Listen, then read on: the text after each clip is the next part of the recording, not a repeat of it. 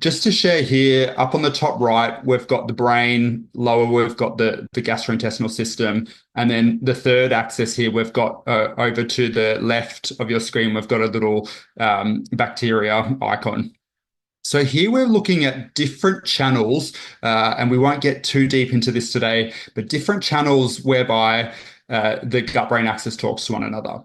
Actually, undergoing periods of chronic stress really can impact stress recovery as well. And this is a really important one to think about if anyone has adopted a cat or rehomed a cat that has perhaps come from more difficult conditions, because stress recovery and the stress recovery skills can be really difficult. And there are things that we can do to rebuild some of that stress recovery as well. So, and this is what we'll hopefully touch on a little bit today. So we've talked about acute and chronic stress. I just want to give you a bit of an overview of some of the behavioral signs and some of the triggers of these types of stress. And this is adapted from Zhang et al. 2022, who do a really, really good literature review of this. And they've sort of put together this table, which has got citations as to all the different papers looking at the sources of stress and triggers of stress in cats. So if you want to get into these in more detail, do have a look at that paper. And by acknowledging that a subject's difficult behaviors represent their best attempt to manage and find relief for painful and often devastating experiences.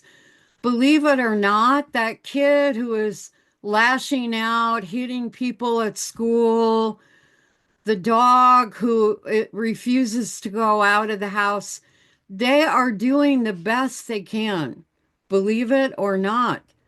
We may not like the response, but we need to at least try to understand why the response is happening and what it is, rather than just assign toxic labels to these subjects. So when it comes to what chemistry goes on in the body, well, we have our stress pathway, and that's quite complicated, involves a whole variety of chemicals, some of which I've listed here: ACTH, cortisol, aldosterone. They're not the only ones. And actually part of that relief is then about bringing those levels back down again. We have a whole variety of chemicals like oxytocin, serotonin, internal opioids, dopamine, which help us have these feelings. And when we're having these positive, negative effects, these change in their activity within our brain, but also within other tissues of our body, because it's not just about the brain. We have evidence to show that the brain's electrical state changes in different types of affect. The things that play quite an important role in resilience and the creation of resilient skills is maternal care.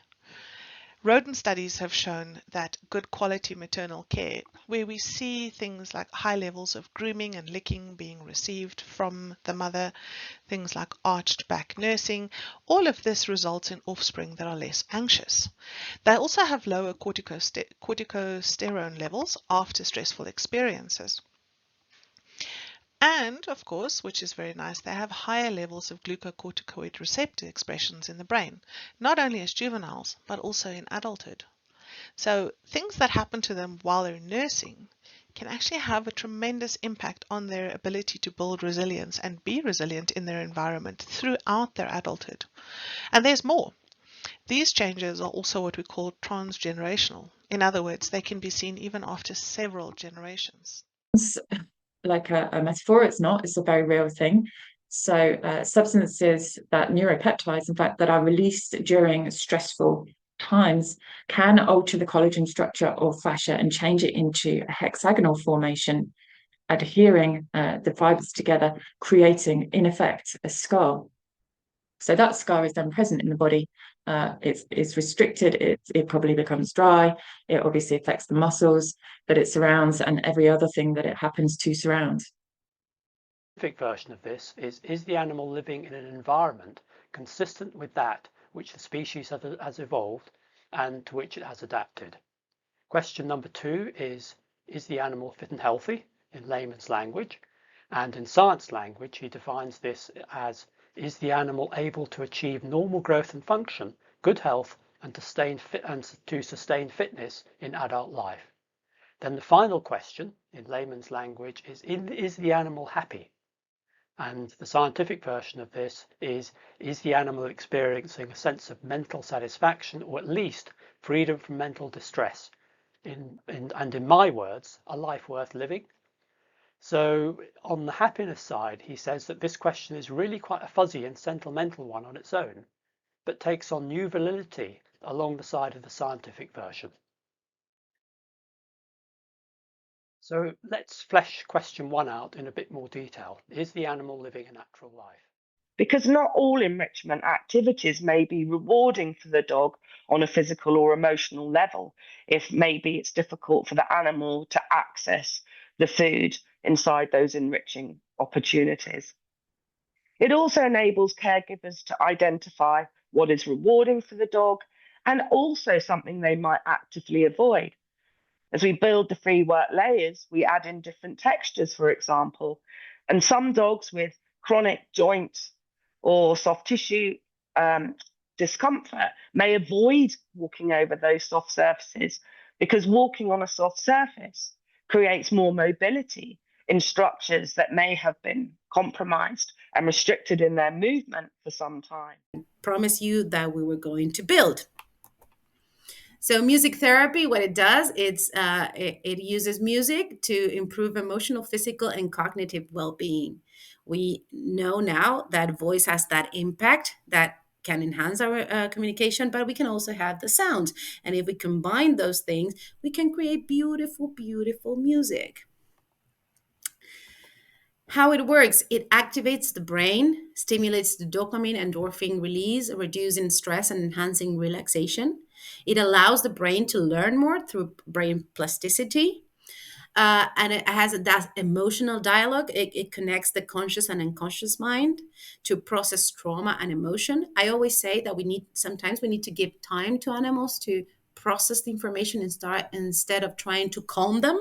So music, it gives you that, like, okay, I'm going to give you this music, so I'll give you the time to process an information. And spend time around free living dogs don't know what healthy conflict looks like. What does healthy conflict look like? What does healthy conflict resolution look like, right? We don't know that. And so we're boiling this down to this extremely simplistic view that good conflict resolution is no conflict. That's not it, right? There has to be conflict, and how does that resolve? And there is going to be sounds and sights that we don't like. But I think those are the questions we need to be asking ourselves. Why is that we don't like it? What does normal look like? Or is the idea of normal overrated? What does conflict in a dog look like? At what point can I tell myself, okay, my dog's not being a monster. My dog's just being a social being and having a disagreement, for God's sakes. So here's the big picture we're looking at. There's a lot to think about, and we're only going to look at one small aspect of this today. What are the dog's skills? Like, what does the dog know? What's his temperament? Most of that is formed before 10 weeks. The real bulk of it is a genetic template plus early experience.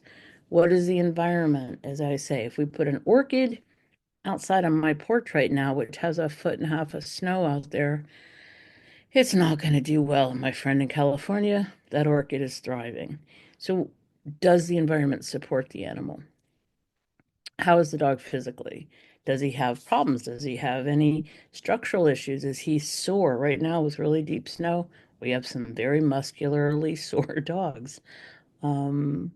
Physically, their structure is good, but playing dolphin in the snow for a couple hours a day will tuck you out. I want to know about your social interactions with humans, with dogs. I want to put all of this together, and then how are you functioning? So the harmony model, if you think that the positively pillars are the laws of physics in the dog universe, then the harmony model, that's the planets and the properties that actually comprise the universe itself. So there are 5 elements: safety and wellness, enrichment, positive training, socialization, and communication. And this is what, if you're a trainer or even you're working with dogs, or really for any animals, because everything that I'm saying here really goes across with whatever animals that you're working with and yourself as well, and the people that you interact with. But let's just focus on dogs. So when we're looking at emotions, if we think of our emotions from a base level, and we're looking at that fight and flight response. So that's kind of that reaction thing of when our animals get scared and they go, and then they panic and they either freeze, they fight. The meerkats behind me are our fight and flight responses. This is something that I'm passionate about because it transcends species. We all have a fight and flight response. How it activates and what happens within it will depend on the individual and their species and their breed and everything else, but it's there, and it's there in our reptiles. And it's a really strong and powerful process because it's an evolutionary driving mechanism. You know, a fight and flight response essentially is one of the pushes for natural selection evolution that creates lots of different ways of surviving. And I think that's really important to take note when we're looking at our reptiles from an emotional perspective.